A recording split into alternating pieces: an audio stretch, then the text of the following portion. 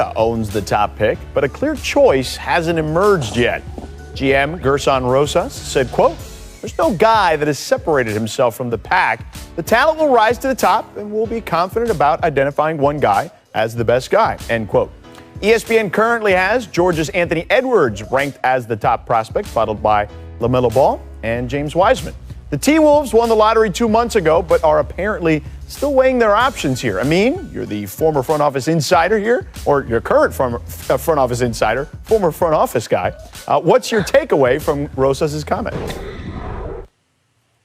Well, I think, first of all, George, you look at this draft, he's right. It is very flat. That's not to say there aren't any good players. It's just there's no standout number one overall player for the most part.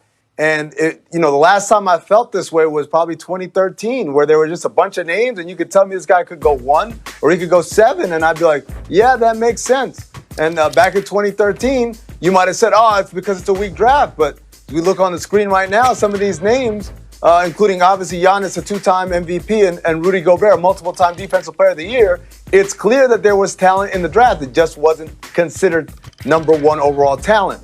So when I look at what Minnesota's doing, and I say to myself, Gerson Rosas is saying, I'm not in love with any of these guys. I like a couple of them, but I'm not in love with them. So let me see if I can trade this pick to someone who's in love with somebody, and I can get multiple picks or multiple assets and get some more help in there.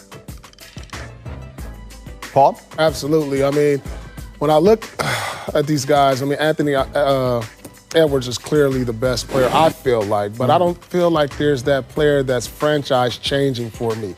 And so I believe when I look back at that 2013 draft, you see Giannis was the best player taken at 15. And I see the similarities in this draft. The best player in this draft won't be in the top 5. Oh. It'll be somebody that we probably not even talking about right now. The best player will not be in the top. Let's think about this. You look at that draft. Antetokounmpo went 15. Rudy Gobert, 27. Same similarities. I feel like the best player in this draft will probably not be a top 5, possibly not even be a top 10 pick. We just don't know. Wow. And that's how unclear that this draft is. George, I'll throw in another wrinkle into this for Minnesota. Remember, their 2021 first-round pick is completely unprotected going to Golden State. Yeah. Everyone says 2021 is a deeper draft, it's a better draft. So Minnesota has an extra incentive to basically need to have someone in there who helps them win. And that probably isn't going to be someone who's 18 or 19 years old. That's probably going to be an established NBA player playing for another team. And so Rosas is probably on the phone trying to find who is that vet who can come into this program and at least get us to some form of respectability. It may not be playoffs, but it damn sure shouldn't be a top 5 pick to Golden State for nothing. Right, for sure. I would agree with that. Look, I like Anthony Edwards in this draft. And look, Tom Crean is his coach, and you already can see the comparisons to like a Victor Oladipo or a Dwayne Wade. I'm not saying he's going to be those guys, but I think that there are some similarities to his game, particularly Oladipo, who Crean is certainly familiar with, right? Yeah. So those are some of the comps that you're seeing there when you hear about Anthony Edwards. And I see some of that when I watch his tape and I watch his games. LaMelo Ball, I think, is a bit of an unknown. Like, he played against men in Australia, so I think we got to give him credit for that, certainly. But I don't know about the talent that he's playing there. Now, Amin, I'll ask you, and Paul, I'd love to get your thoughts too. Like, what type of talent is LaMelo Ball facing in Australia in comparison to the top-tier college basketball talent that he'd be facing?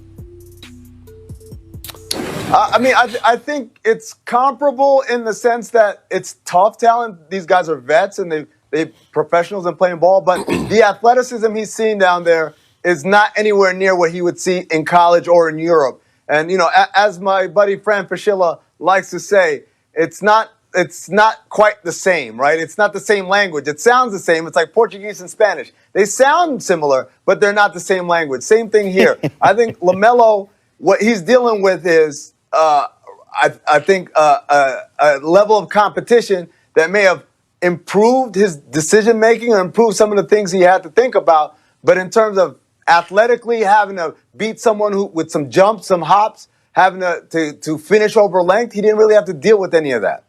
Yeah, I mean, I'm not really, when I look at LaMelo and I'm trying to draft it, I'm not even looking at, his competition, which you have to take a deeper look at his skill set. He's a guy who fits in with today's NBA.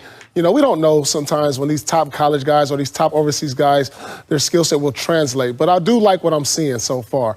I like the way he can pull up off the dribble. I like the way he makes his teammates better. He's a big guard with a great handle. And so, as far as looking at it, his skill set, I really like what he brings to the table. It's just where can he go where he can really develop that skill set and possibly turn into a good NBA player, maybe a great one. All right, let's take a deeper look here at the Warriors, who have the number 2 pick in the draft. Here's ESPN's way too early power rankings. And they have the Golden State Warriors as the 6th best team going into next season and only the 5th best team way too early in the Western Conference. Exactly, it is way too early. Behind the Lakers, Clippers, Denver Nuggets, and the Dallas Mavericks. The big three of Steph, Klay, and Draymond are all in their 30s now. Klay Thompson hasn't played in a game since his injury in the 2019 finals.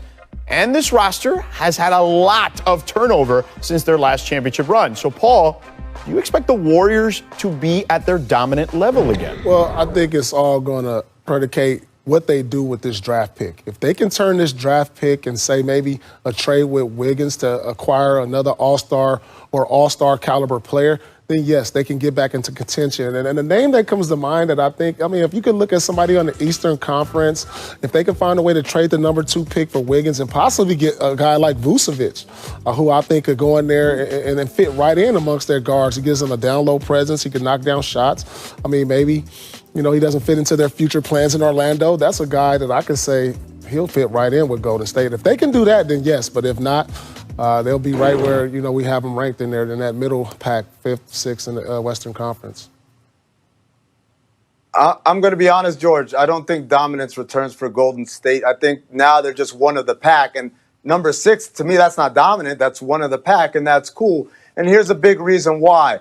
Everyone focused on Golden State's success around the big 3 or the big 4 when Durant was there. And that's right. Those guys were really good. But the thing that we never talked about was their supporting cast. Their supporting cast was so deep and so experienced and talented. Guys like Iguodala and Andrew Bogut and David West and Leandro Barbosa and Sean Livingston. These are higher caliber role players than you see in most NBA teams. And that's what really made them super hard to beat beyond their top level talent. Now what they are is going to be a really good team that's in contention.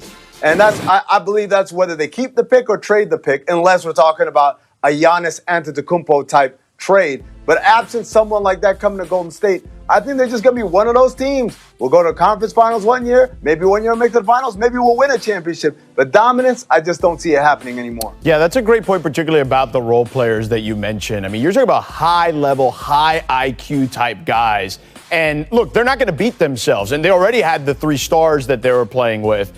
But let me ask you this, Paul, about those 3 guys specifically. What do you expect to see out of them? I think that there's still somewhat. I think we think Steph is going to still be Steph Curry. But, Klay's coming off a serious injury. We know he can shoot the heck out of the ball. But where does his athleticism go with that particular injury? And what to expect from Draymond? What do you expect from those 3 guys? Well, they're going to fill in their roles like they did before the injuries. Klay never really relied on athleticism. We've seen a guy score 60 points off, 7 dribbles? Right. But defensively, he had to move around. Yeah, absolutely. But, you lose a step on defense the older you get. He's not going to be that great defender he was coming off an injury. He'll be a solid defender. I expect Steph to be Steph, especially with a year off of rest, getting his body to repair and come back fresh. And Draymond, he's going to fill in the gaps like he did before. He's not the star everybody thought he was when he's out there by himself and everybody expects him to score 20, 10 rebounds, 10 assists without Klay and Steph. But he's going to fill in that role nicely with these guys back and they'll be fine. When you got 3 caliber players like those guys, they're going to be good and very good. Those 3 guys, what do you think?